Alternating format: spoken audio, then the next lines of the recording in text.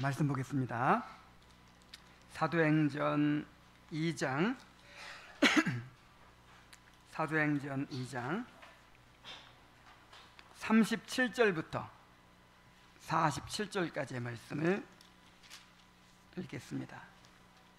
37절부터 47절까지입니다. 그들이 이 말을 듣고 마음에 찔려 베드로와 다른 사도들에게 물어 이르되 형제들아 우리가 어찌할꼬 하거늘 베드로가 이르되 너희가 회개하여 각각 예수 그리스도의 이름으로 세례를 받고 죄 사함을 받으라. 그리하면 성령의 선물을 받으리니 이 약속은 너희와 너희 자녀와 모든 먼데 사람 곧 우리 주 하나님이 얼마든지 부르시는 자들에게 하신 것이라 하고 또 여러 말로 확증하며 권하여 이르되 너희가 이 패역한 세대에서 구원을 받으라 하니 그 말을 받은 사람들은 세례를 받음에 이날의 신도의 수가 3,000이나 더하더라. 그들이 사도의 가르침을 받아 서로 교제하고 떡을 떼며 오로지 기도하기를 힘쓰니라. 사람마다 두려워하는데 사도들로 말미암아 기사와 표적이 많이 나타나니 믿는 사람이 다 함께 있어 모든 물건을 서로 통용하고 또 재산과 소유를 팔아 각 사람의 필요를 따라 나눠주며 날마다 마음을 같이하여 성전에 모이기를 힘쓰고 집에서 떡을 떼며 기쁨과 순전한 마음으로 음식을 먹고 하나님을 찬미하며 또 온 백성에게 칭송을 받으니 주께서 구원받는 사람들을 날마다 더하게 하시니라.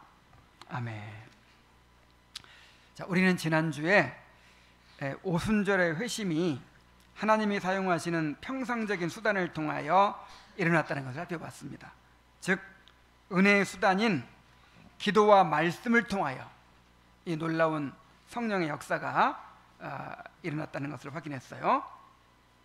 120명의 제자들이 마음을 같이하여 기도하기를 전혀 힘썼습니다. 성령을 부어주심을 구했습니다. 그리고 그 결과로 하나님이 그들에게 성령을 부어주셨습니다. 베드로는 성령이 충만하여 예수님이 그리스도이신 것을 증거하고 너희가 하나님이 보내신 그리스도를 십자가에 못 박아 죽였도다 라고 하면서 그들의 죄를 신랄하게 드러냈습니다. 그 결과로 이 말씀이 선포된 결과로 놀라운 회심의 역사가 일어나게 되었습니다. 그래서 그날에 회개하고 세례를 받은 사람의 수가 3,000이나 더하더라 그랬어요. 놀라운 부흥이 일어나는 것이고 놀라운 회심의 역사가 일어나는 것이죠. 자, 오늘은 오순절 회심의 과정과 그 결과를 살펴보도록 하겠습니다.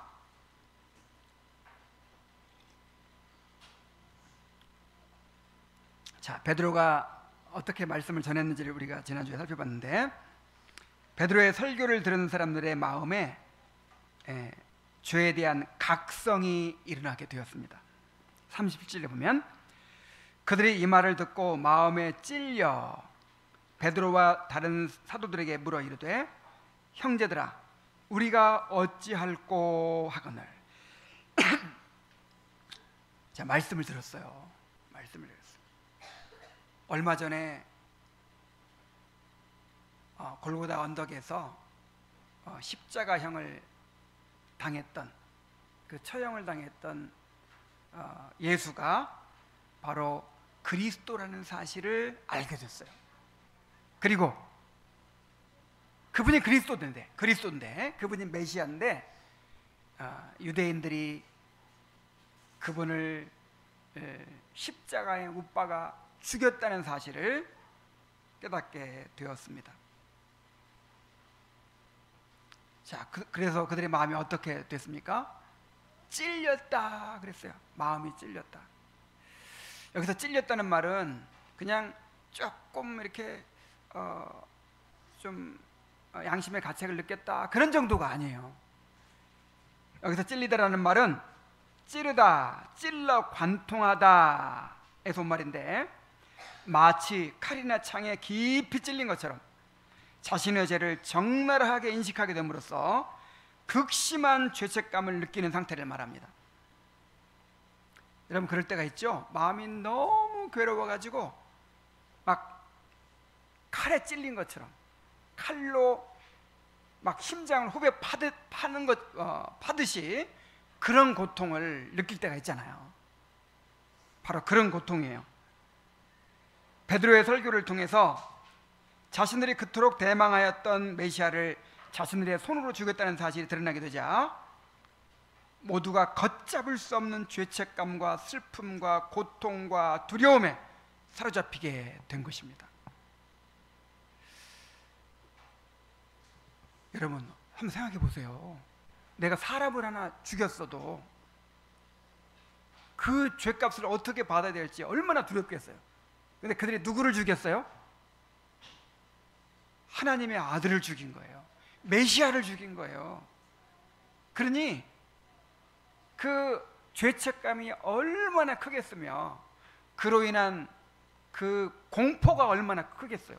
하나님의 진노가, 하나님의 심판이 내려지게 될 텐데 그걸 어떻게 감당합니까?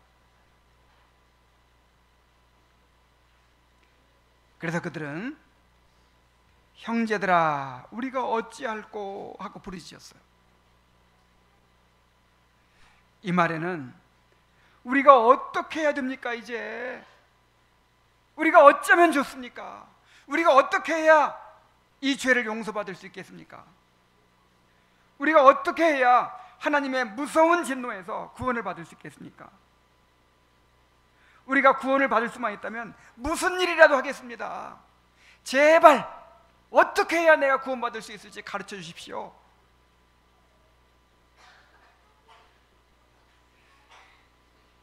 불치병에 걸린 사람이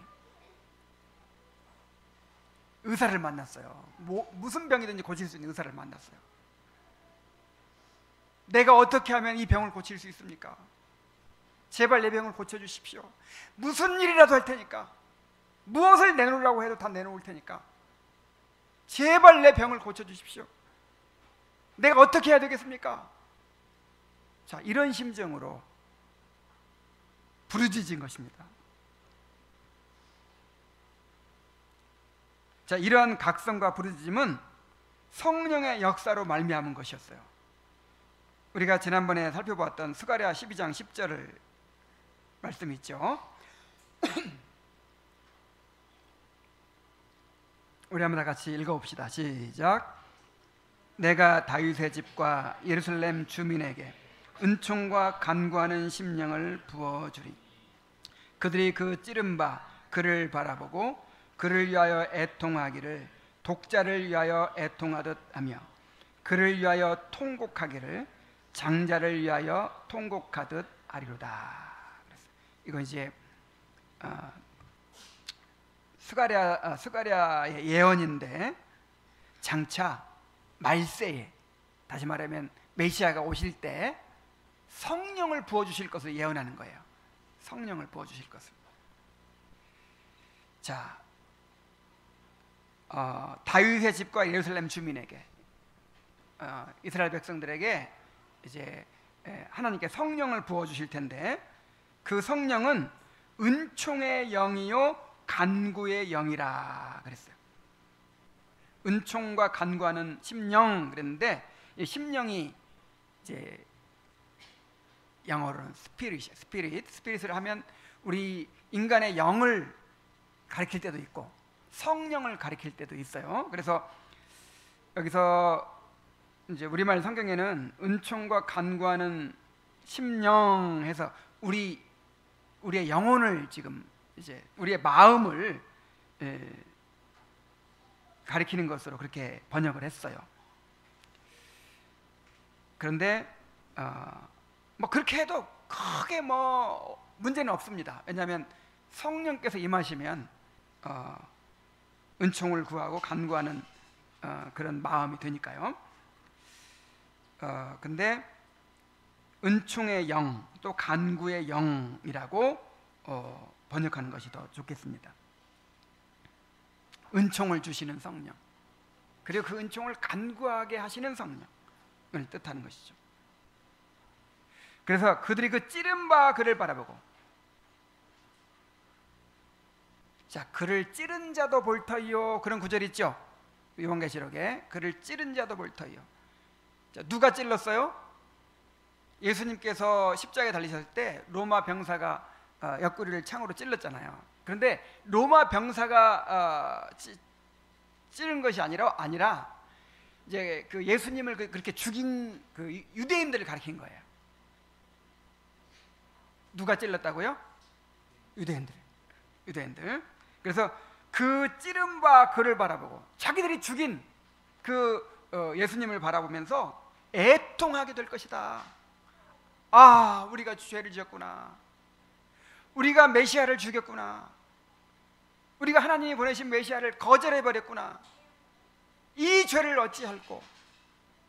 하나님의 그 무서운 심판과 무서운 진노를 우리가 어떻게 감당할 수 있을까 하면서 애통할 것이다.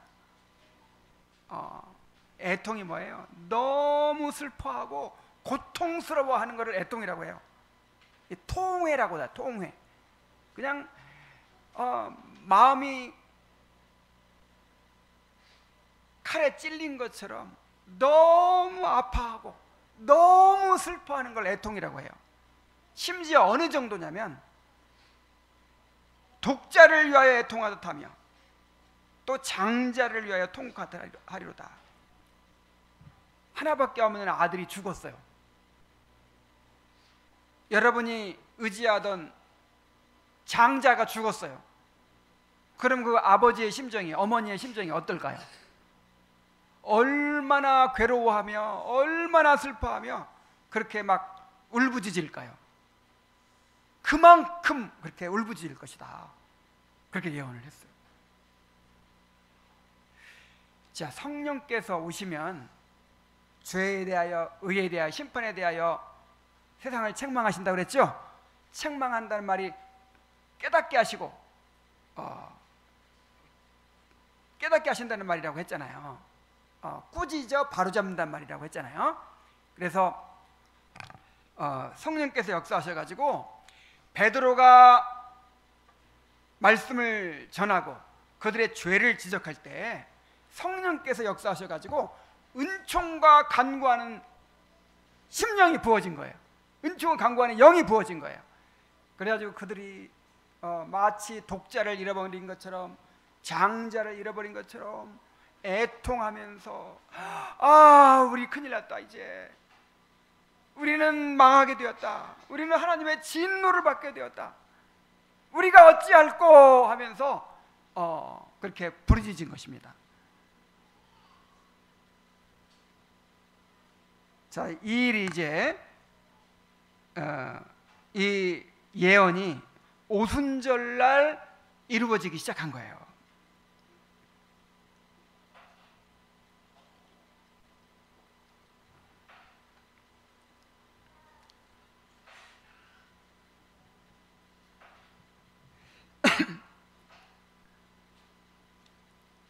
자, 베드로가 그렇게 얼마 전에 너희들이 십자가에 못 박아 죽인 그 사형수, 그 젊은 사형수, 자기를 메시아라고 칭하던 그 젊은 사형수가 모든 사람들이 다 역적으로 알고 있고 사기꾼으로 알고 있고 다 그렇게 사람들을 현혹하던 거짓말쟁이로 알고 있는데, 그래서 죽였는데 그 사람이 바로 하나님 보낸 메시아라는 거예요. 그리고 그 사람을 죽인 죄가 너희들에게 있다는 거예요. 그럴 때 그거를 코웃음 치면서 무슨 말도 안 되는 얘기를 하느냐 이렇게 할 수도 있고, 그 다음에 왜 그게 내 책임이냐 그럴 수도 있고, 나는 알 수가 없다 그럴 수도 있고, 그런가? 그럴싸하기도 한데 한번 집에 가서 생각해 봐야지 이럴 수도 있잖아요. 근데 성령께서 역사하시니까, 은총과 간구의 영이 임하니까 그 자리에서 그렇게 애통하고 그렇게 마음이 무너져 가지고 우리가 어찌할꼬 하고 그렇게 부르짖은 것입니다. 자, 이에 베드로는 그들의 구원의 길을 제시합니다. 38절로 40절에 오면 베드로가 이르되 너희가 회개하여 각각 예수 그리스도의 이름으로 세례를 받고 죄 사함을 받으라.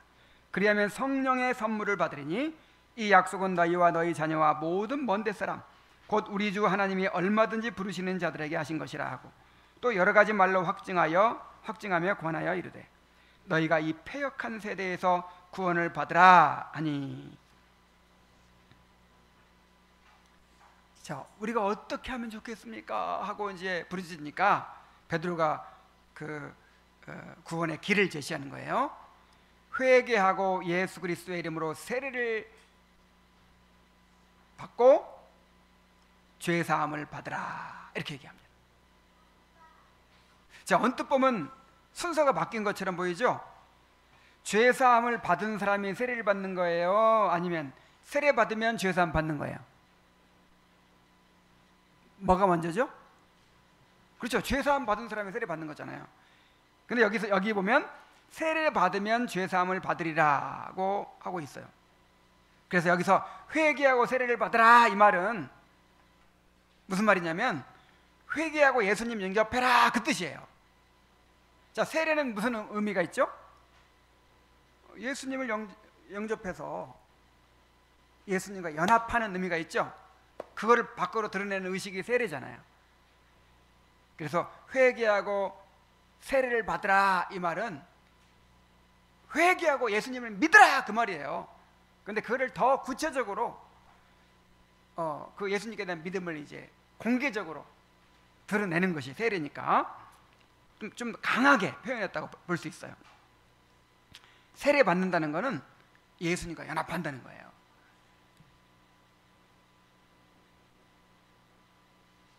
자, 그리고 그리하면 성령의 선물을 받으리니 라는 또 구절도 보면 죄사함 받은 결과로 성령을 받는 것처럼 이렇게 되어 있어요. 그런데 원문을 직역하면 이렇게 됩니다. 너희의 죄사함을 위하여 그리고 너희는 성령의 선물을 받을 것이다. 자, 영어 문장으로 보면 세미콜론으로 두 문장이 이렇게 연결되어 있어요. 세미콜론은 양쪽이 같다는 뜻이죠. 동격이라는 뜻이죠. 그러니까 죄사함과 성령의 선물을 받는 것이 인과관계가 아니라 서로 병렬관계예요. 그러니까 정리하면 회개하고 예수님을 믿으면 죄사함 받고 성령 받는 성령의 선물을 받게 될 것이다. 그런 말이죠.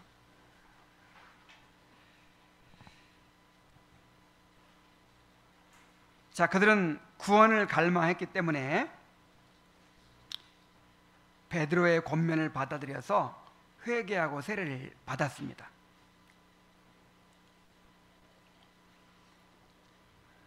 41절에 그 말을 받은 사람들은 세례를 받음에 이날의 신도의 수가 3,000이나 더하더라. 그랬어요. 자, 그리하여 이 3,000명의 회심자를 통해서 신약 교회가 탄생하게 된 거예요. 우리는 이 오순절의 회심을 통해서 중요한 사실 한 가지를 발견할 수 있는데, 진정한 회심이 일어나려면 성령의 역사로 말미암아 죄에 대한 각성이 일어나야 한다는 것을 알 수 있어요.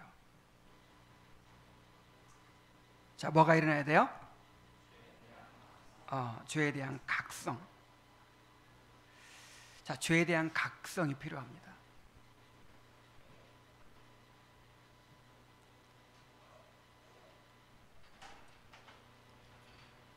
자, 성령께서 오시면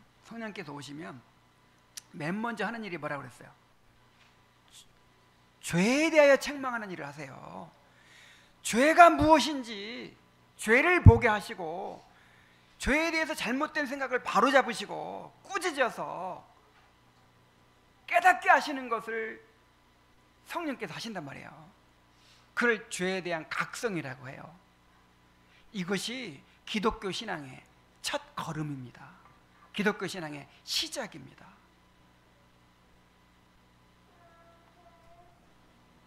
이 죄에 대한 각성이 있어야 우리가 어찌할꼬 이렇게 되잖아요. 우리가 어찌할꼬 해야 회개하고 예수님을 믿어야 된다. 예수님을 너의 왕으로 하나님으로 받아들여야 된다. 이렇게 요구하게 될 것이고 그 요구에 순종하게 될 거예요. 여러분, 복음은 뭐냐면 복음은 달콤한 말로 설득하고 그렇게 막 권유하고 제발 예수 믿으라고 제발 교회 좀 나오라고 이게 아니에요. 복음은 왕의 선포입니다. 왕의 선포. 복음은 너희들이 지금 그렇게 가고 있으면 멸망하게 될 것이다. 하나님의 심판을 받게 될 것이다. 그러니 회개하고 하나님께로 돌아와라. 예수 그리스도를 너의 주님으로 영접해라. 그래야만 구원을 받게 될 것이다. 이렇게 선포하는 거예요. 왕의 명령이에요. 왕의 명령.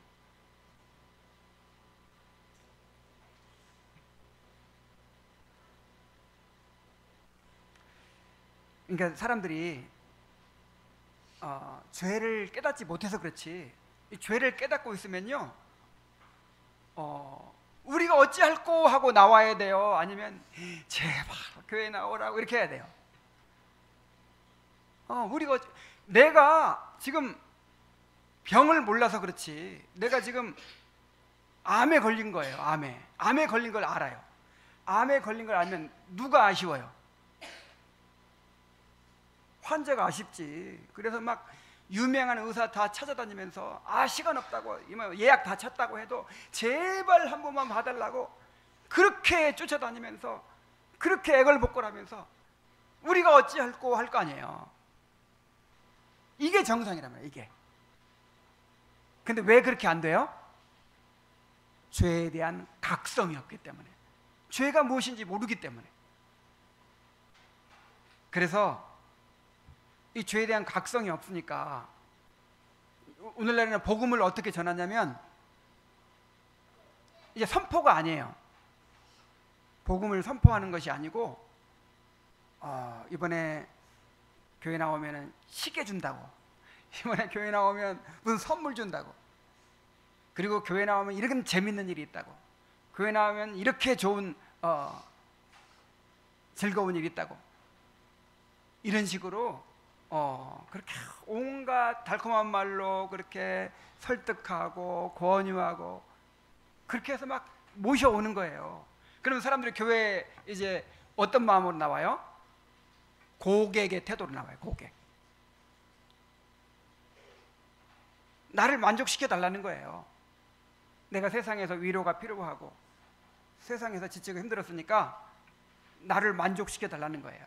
나를 즐겁게 해주고 내 자존감을 세워주고 내가 자기 실현하도록 도와주고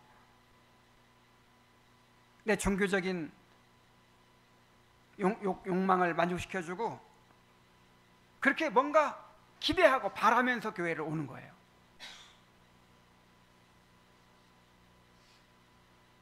그래서 교회가 회심하지 않은 사람들로 가득 차게 되고 그런 사람들을 계속 붙들어 두고 그런 사람들을 이제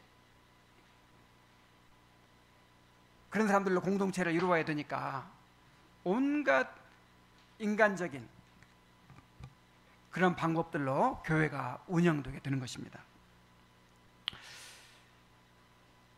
정말 오늘날에는 이 죄에 대한 각성을 찾아보기가 힘들어요. 지난주에도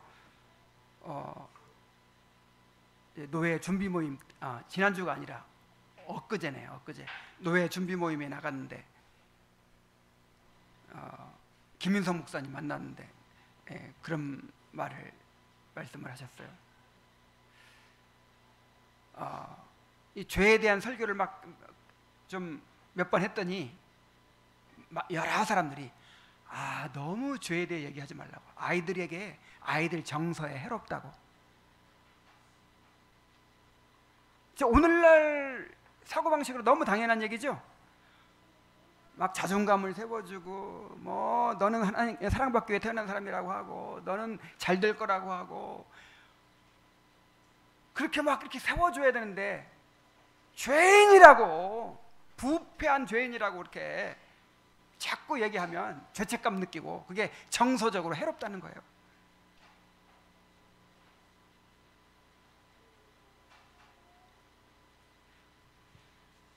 사람들은 그런 얘기를 듣고 싶어 하지도 않고, 또 교회가 그런 것을 이야기할 용기도 없어요. 왜냐하면 그러면 다 도망가니까.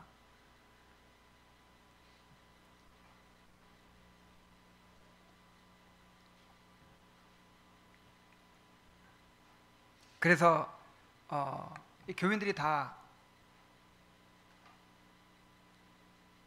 사실은 다 이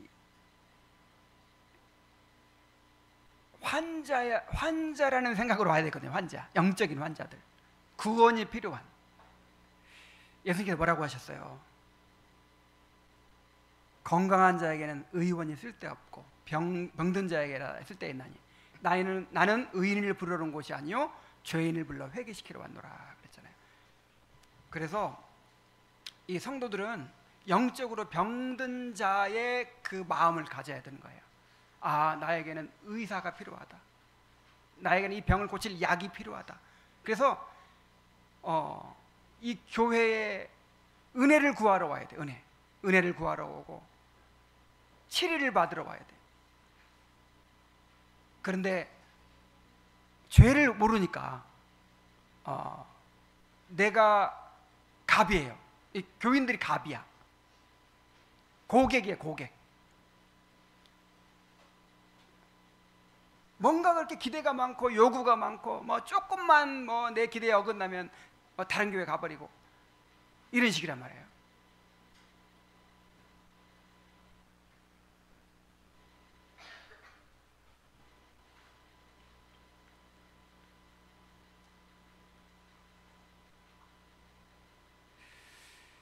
그 루터가 그 회심하기까지 얼마나 많은 고뇌를 겪었는지.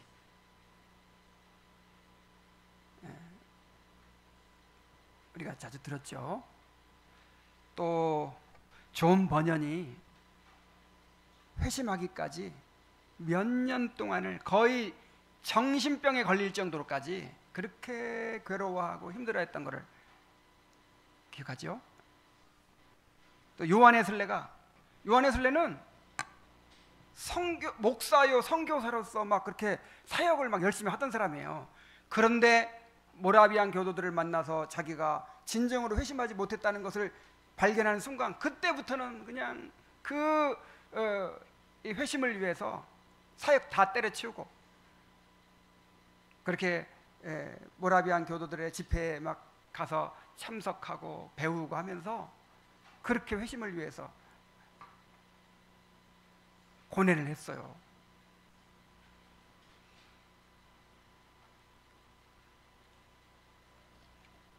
저는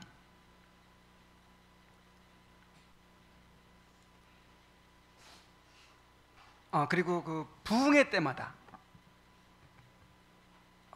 그 조나단 에드워즈의 그 부흥의 역사를 보든지, 아니면 뭐 우리나라 평양 대부흥의 역사를 보든지, 그 위대한 부흥회 때마다 어떤 일이 가장 먼저 있었어요? 죄에 대한 각성이 있었어요.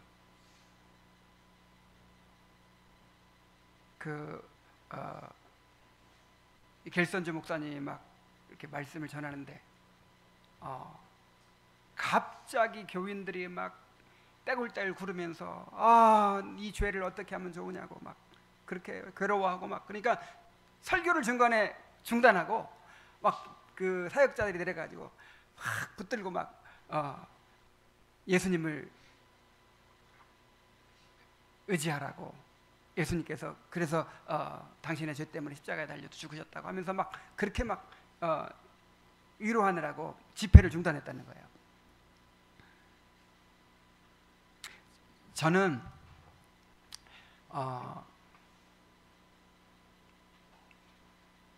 이 율법주의적인 가르침을 받고 자랐어요, 어릴 때. 그래가지고 일찍부터 내가 죄인인 걸 알았어요. 뭐 아주 어릴 때부터 내가 죄인인 걸 알았어요. 그리고 내가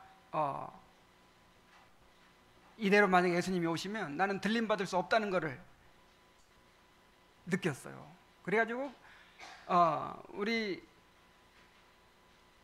이 소유리만 할 때부터 그렇게 구원 문제를 고민했어요.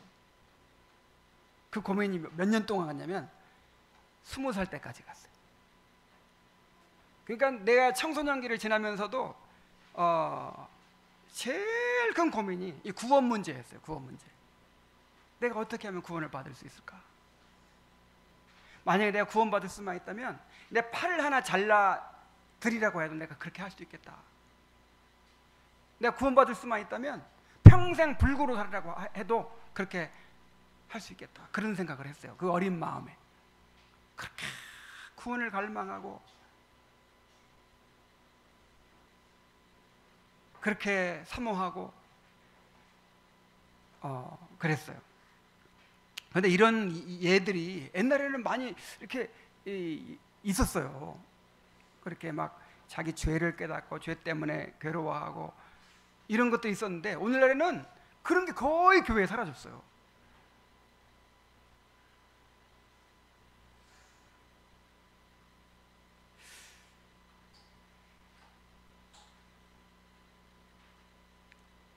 이 일은 아까도 우리가 살펴봤지만 이 성령의 역사가 아니면 이런 일이 일어날 수가 없어요. 물론 이 죄의 각성이라는 게 정도의 차이가 있습니다. 정도의 차이가 있어요. 꼭 루터처럼 막 그렇게 존 버년처럼 막 다 그래야 된다는 거 아니에요.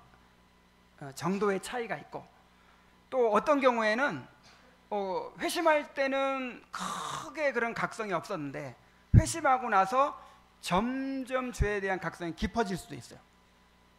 조나단 에드워즈처럼. 중요한 것은 이 죄에 대한 각성은 성령의 책망하는 역사, 성령의 역사를 통해서만 일어날 수 있다는 것입니다. 그래서 우리에게도 은총과 간구하는 심령을 부어 주시도록 그렇게 우리가 구해야 합니다. 정말 이것이 없이는 진짜 이 참된 신앙을 가질 수가 없어요.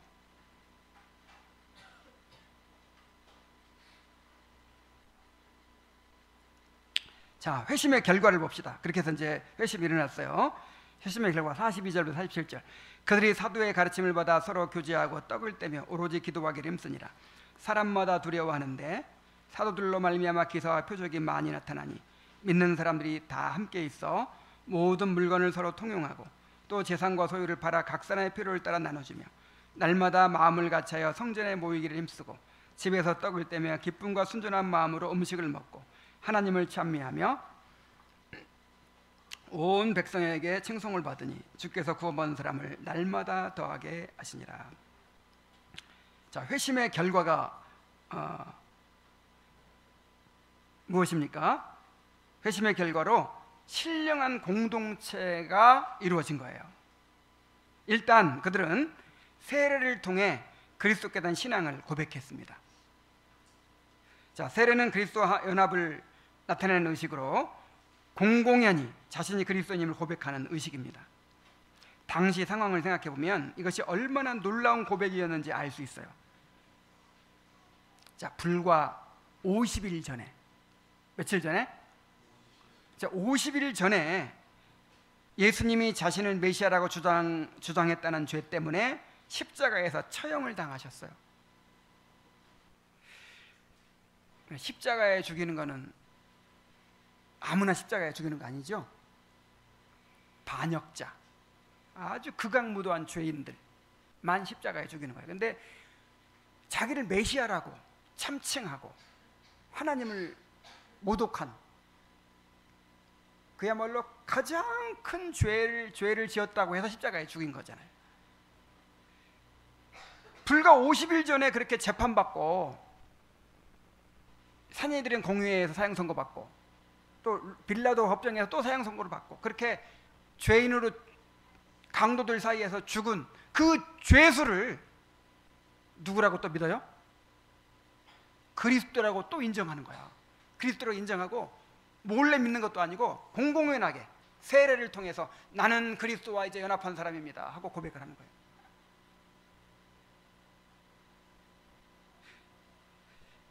예수님 당시에 이미 만약에 예수를 그리스도라고 인정하면 추례를 한다 이렇게 산이들인에서 결정했어요. 그러니까 추례를 당한다는 것은 완전히 사회적으로 매장당하고 그야말로 사회적으로 사형 선고를 받은 거나 마찬가지거든요. 그런데 그 예수님을 메시아로 믿고 공개적으로 자신이 그분의 제자임을 온 세상에 드러낸 것입니다. 이제 그들에게 어떤 핍박과 고난이 닥칠지 모르는 일이었어요. 그러니까 그 말씀 듣고 그냥 집에 가 더 생각해 볼 수도 있어요. 그리고 또 대부분은 여행 중이었잖아요. 그러니까 내가 여기서 이렇게 막 급하게 결정할 게 아니라 돌아가 가지고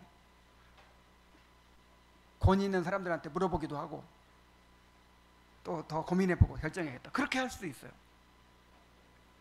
그런데 그들에게 이 죄에 대한 각성이 워낙 컸고 구원에 대한 갈망이 너무나도 컸기 때문에 어떤 문제도 그들을 막을 수가 없었습니다. 그래서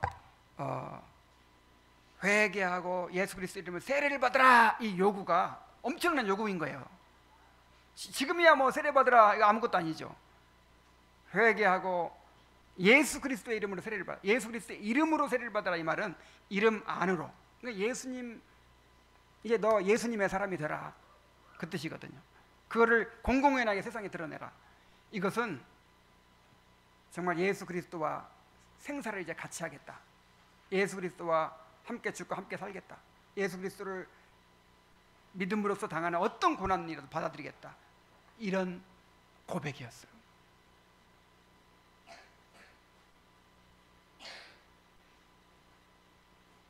자, 그것이 회심의 증거였죠.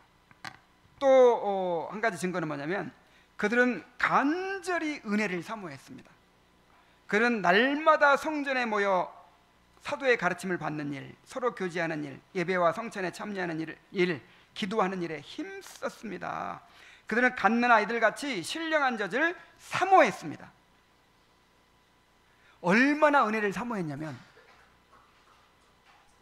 이제 오순절 끝났으니까 어떻게 해야 돼요? 세계 여러 나라에서 오순절 지키기 왔으니까 오순절 다 끝났으면 어떻게 해야 돼요?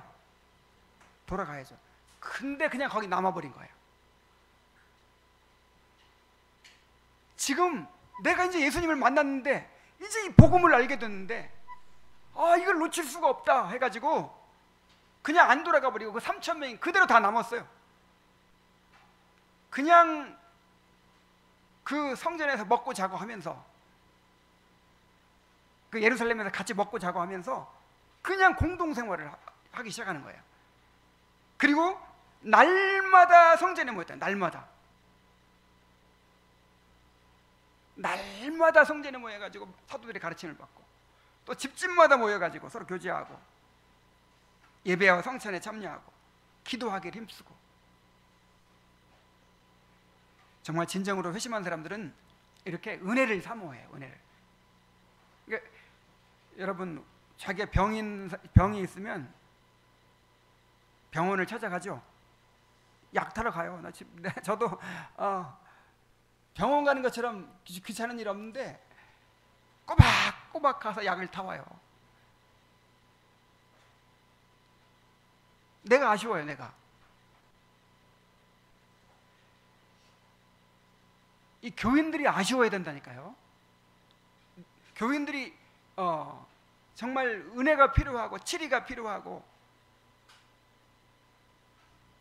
정말 그렇게 찾아 나와야 돼요.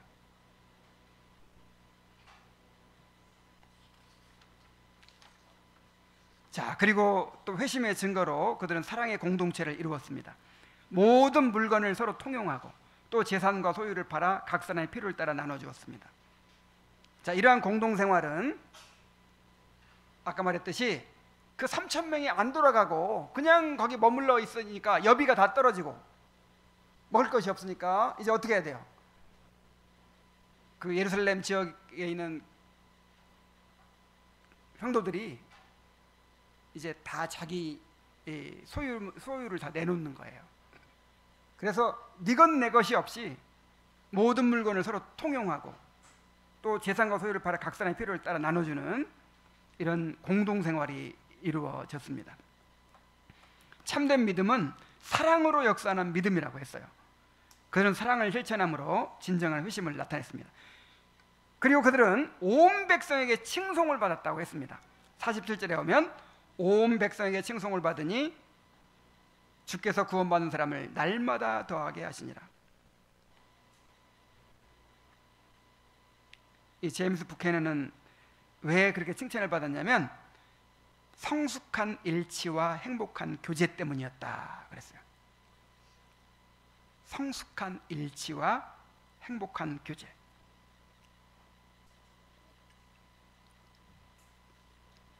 예수님께서 말씀하셨죠? 너희가 서로 사랑하면 모든 사람이 너희가 내 제자인 줄 알리라 그랬어요. 자, 하나님의 은혜를 체험한 사람들은 그 사랑을 서로에게 흘려보내가지고 그런 사랑의 공동체가 이루어지겠죠. 자, 그런 걸 보면서 세상 사람들이 저 사람들이 말로 정말 예수님의 제자들이구나 이렇게 보게 된다는 것이죠. 그리하여 주께서 구원받은 사람들을 날마다 더하게 하시는 그런 역사가 일어났습니다. 우리가 이러한 공동체를 추구해야 합니다. 여러분, 어떤 교회가 되기를 원하세요?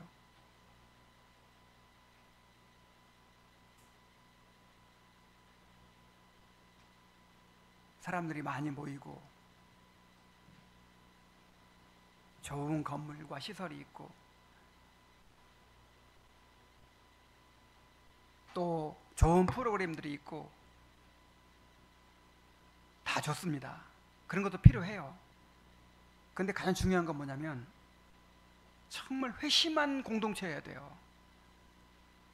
성령의 공동체여야 돼요.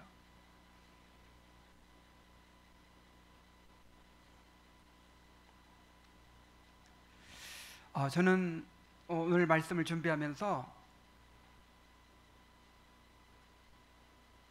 정말 진정으로 이런 회심이 없으면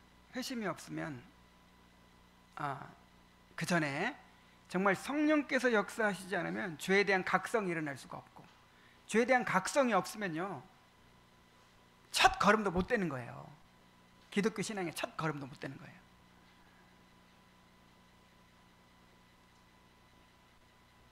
정말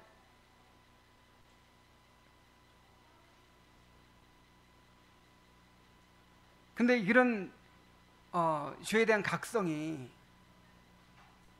성령께서 역사하시지 않으면 또 일어날 수가 없잖아요. 그래서 정말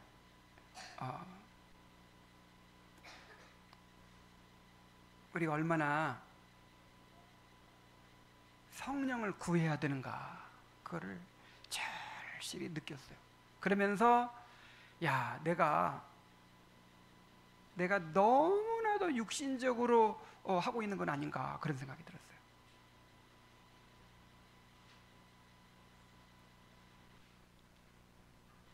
육신적으로 한다는 말은 그만큼 나의 부패함과 연약함을 인정하고 정말 성령이 아니면 그 어떤 일도 일어날 수 없음을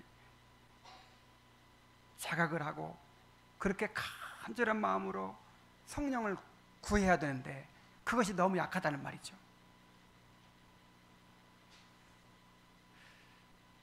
그렇게 정말 그러니까 이런 일이 성령 강림 이전에는 안 일어났잖아요. 그 120명의 성도들이 우리는 성령 약속하신 성령이 우리에게 주어지지 않으면 우리는 아무것도 할 수 없다는 것을 너무나도 처절하게 느꼈기 때문에 그렇게 마음을 같이 해서 그렇게 기도하기를 힘쓴 거예요. 예수님께서 그렇게 말씀하셨고, 너희들 예루살렘을 떠나지 말고 약속하신 성령을 기다려야 된다. 성령이 오셔야만 너희가 능력을 받고 내 증인이 될 수 있다. 나 성령 아니면 너희들 아무것도 아니다. 그냥 구하고 찾고 두드리라, 이렇게 말씀하셨잖아요. 그만큼 내가 간절히 성령을 의지하고, 성령을 의지하려면 어떻게 해야 돼요? 죄를 멀리해야죠. 정말 성령을 사모하기 때문에 죄를 멀리하고 근신하고 절제하면서 그렇게 성령을 구하고, 내 모든 사역에 성령께서 역사하셔가지고 죄를 각성하게 하시고 예수 그리스도를 보게 하시고 그리스도를 따르게 되도록 그렇게 막 구해야 되는데, 내가 너무 안일하게 사역을 하고 있었구나, 그런 생각을 했어요. 이 성경을 다 보세요. 어디 복음을 전하는데 그렇게 그냥 고객을 모셔오듯이 그런 식으로 복음 전하는 곳이 어디 있나 한번 보세요. 사도는 복음을 선포하는 거예요. 선포. 왕의 사자로서 선포하는 거예요. 근데 성령의 능력이 함께 있기 때문에 사람들이 죄를 각성하고 그 왕의 선포에 굴복하고 그렇게 순종하는 일이 일어났던 것이죠. 그걸 복음의 순종이라고 하죠. 복음의 순종.